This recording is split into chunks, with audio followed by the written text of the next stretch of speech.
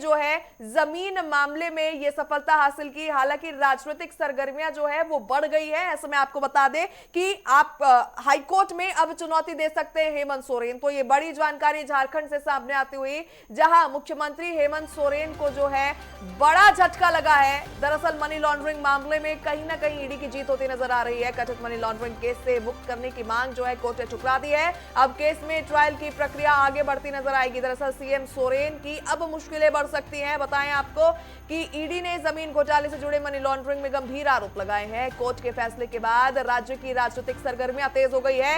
High court में चुनौती दे सकते हैं हेमंत सोरेन। बड़ी जानकारी झारखंड से, रांची से सामने आती हुई, सीएम सोरेन को लगा है बड़ा झटका। बड़गाई जमीन मामले में डिस्चार्ज याचिका सीएम की खारिज हो गई है। विशेष पीएमएलए कोर्ट ने राहत देने से साफ इनकार किया।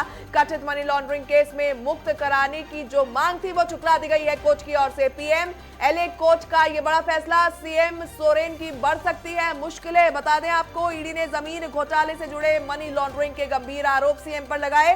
कोर्ट के फैसले के बाद राजनीतिक सरगर्मियां बढ़ी है।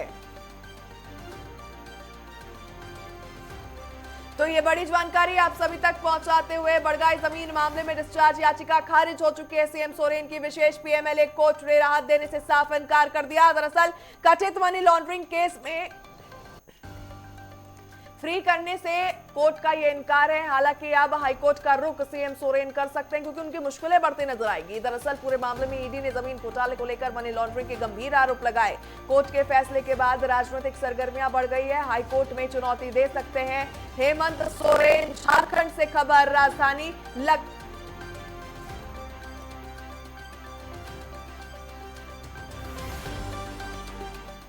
और चलिए इस खबर पर ज्यादा जानकारी के साथ रुक करना चाहेंगे रांची से हमारे संवाददाता चंदन वर्मा का। चंदन, अगर बात करें, सीएम सोरेन को बड़ा झटका लगा है, क्या कुछ जानकारी आपके पास?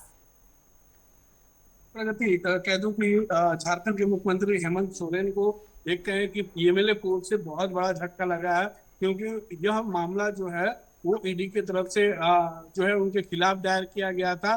वो भी तकरीबन बड़गाई में जुड़े हुए 8.5 एकड़ जमीन में कथित रूप से पैसे लगाने के उन पर आरोप हैं और उन पर जबरदस्ती कागजात में फेरबदल करके और जबरदस्ती उस पर कब्जा करने के आरोप ईडी की तरफ से लगाए गए हैं। साथ में ईडी की तरफ से यह भी कहे गए थे कि सीएम हेमंत सोरेन ने उसमें काले कमाई की जो पैसे हैं वो उस जमीन में लगाए हुए, इसीलिए उस जमीन को जो है गलत दस्तावेज तैयार करके उसे हथियाने के चक्कर में लगे हैं। और ऐसा आरोप ईडी ने लगाया है सीएम हेमंत सोरेन पर, जिससे वो छुटकारा पाने के लिए पीएमएलए कोर्ट में उन्होंने याचिका दायर की थी। और आज कहें कि सीएम हेमंत सोरेन को कोर्ट से बड़ा झटका लगा है और उस याचिका को जो है कोर्ट की तरफ से खारिज कर दिया गया है। यानी अब प्रथम दृष्टिया में कोर्ट ने जो ईडी की तरफ से लगाए गए सीएम हेमंत सोरेन पर जो आरोप है प्रथम दृष्टिया में सही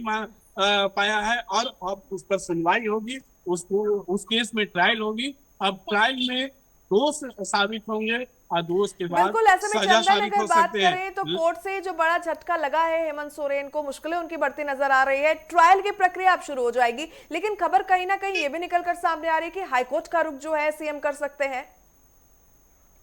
बिल्कुल, अभी क्या है कि सीएम हेमंत सोरेन के पास ऊपरी दरवाजा जो है, ऊपरी अदालत का दरवाजा जो है वो खुला हुआ है।